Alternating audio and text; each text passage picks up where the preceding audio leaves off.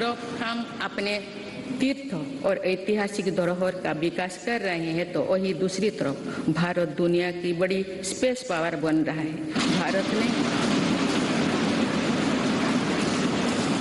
भारत ने पहला private satellite भी लॉन्च किया है। एक तरफ हम आदि शंकराचार्य भगवान बसवेश्वर, तिरुवल्लुवर, गुरु नानक देव जैसे संतों के दिखाए रास्ते पर आगे बढ़ रहे हैं, वही दूसरी तरफ आज भारत हाईटेक नॉलेज का हब भी बनता जा रहा है।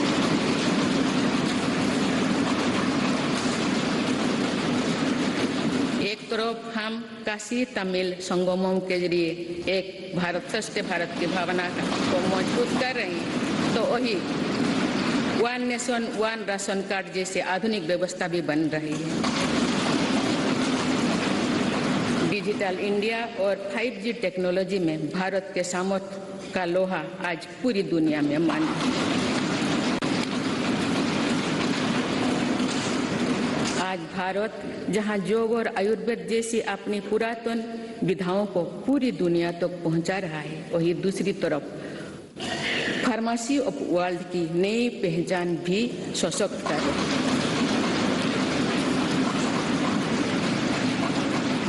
आज भारत प्राकृतिक खेती को मिलेट्स की अपनी परंपरा फसलों को प्रोत्साहित कर रहा है, वही नानो यूरिया जैसी आधुनिक टेक्नोलॉजी का भी विकास किया है।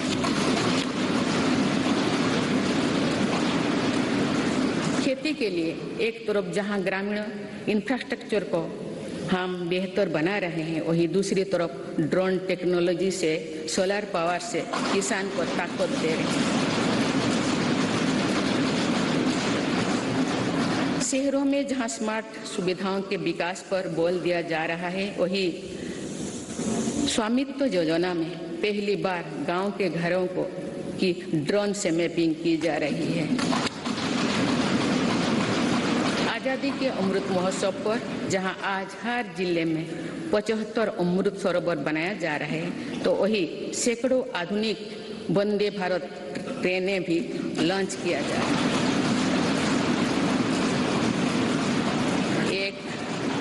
और हमारे व्यापार की परंपरागत ताकत नदी जल मार्ग और बंदरगांव को भी आधुनिक बनाया जा रहा है तो मल्टी मॉडल कनेक्टिविटी और लॉजिस्टिक पार्क का नेटवर्क भी तैयार हो रही है।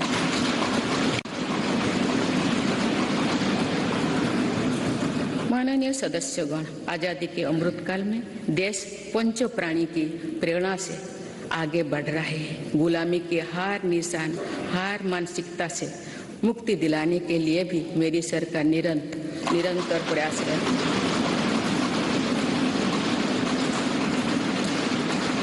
जो कभी राजपथ था वो अब कर्तव्य पथ बन चुका है। आज कर्तव्य पथ पर नेताजी सुभाष चंद्र बोस की प्रतिमा हर भारतीय को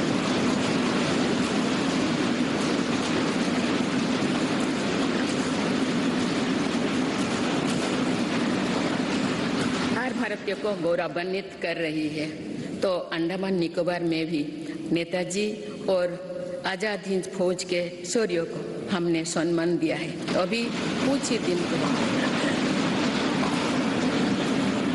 कुछ ही दिन पहले मेरी सरकार ने अंडमान निकोबार द्वीप समूह में नेताजी सुभाष चंद्र बोस आइलैंड पर नेताजी को समर्पित भव्य स्मारक और म्यूजियम का शिलान्यास भी किया है।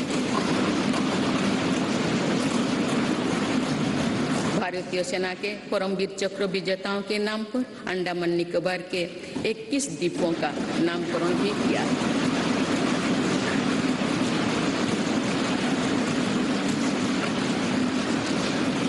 एक तरफ नेशनल वॉर मेमोरियल आज राष्ट्रीय शौर्य का प्रतीक बन गया है तो वही हमारी नौसेना को भी आप छत्रपति वीर शिवाजी महाराज का दिया प्रतीक मिल गया है।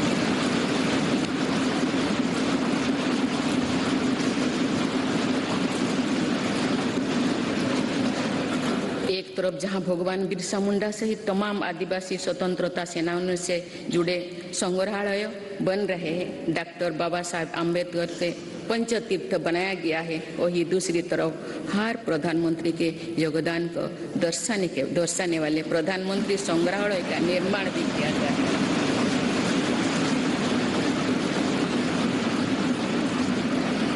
देश में प्रथम वीर बाल दिवस को भी पूरे गर्व और श्रद्धा के से मनाया गया।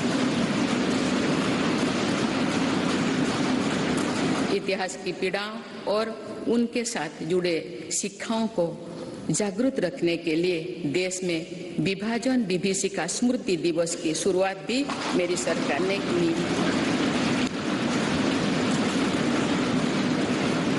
माननीय सदस्यगण, मेड इन इंडिया अभियान और आत्मनिर्भर भारत अभियान की सफलता का लाभ देश को मिलना शुरू हो चुका है। आज भारत में मैन्युफैक्चरिंग की अपनी कैपेसिटी भी बढ़ रही है और दुनिया भर से भी मैन्युफैक्चरिंग कंपनियां भारत आ रहे हैं।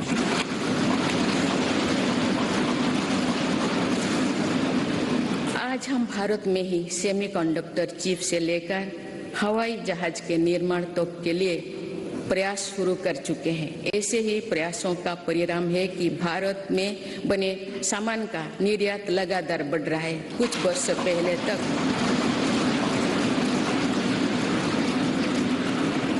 पहले तक हम बड़ी संख्या में मोबाइल फोन आयात करते थे। आज भारत दुनिया में मोबाइल फोन का एक बड़ा निर्यातन बन चुका है।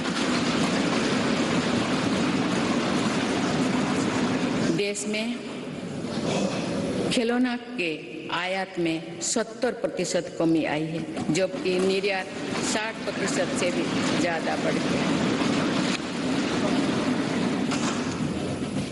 मेरी सरकार की नई पहल के परिणाम स्वरूप हमारे रक्षा निर्यात 6 गुना हो गया है।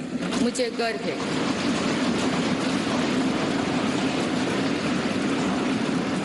गर्व है कि हमारी सेना में आज INS विक्रांत के रूप में पहला स्वदेशी एयरक्राफ्ट कैरियर भी शामिल हुआ है।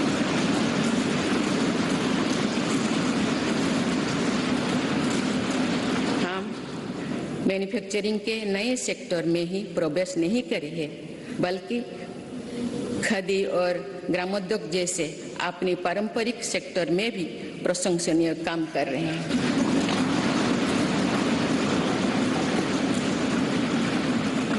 ये हम सभी के लिए खुशी की बात है कि आजादी के अमृत महोत्सव के दौरान देश के खादी और ग्रामीण उद्योग का टर्नओवर 1 लाख करोड़ रुपये से अधिक का हो चुका है। मेरी सरकार के प्रयासों से खादी के बिक्री में 4 गुना बढ़ी है।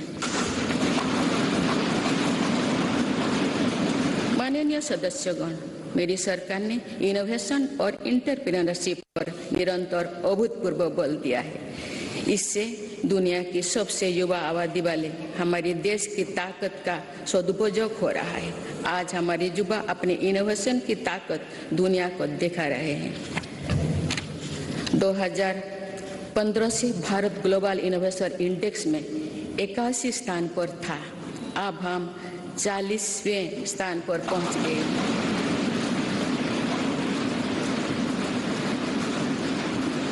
7 वर्ष पहले जहां भारत में कुछ 100 रजिस्टर्ड स्टार्टअप ही थे, वही आज ये संख्या लगभग 90,000 पहुंच चुके हैं।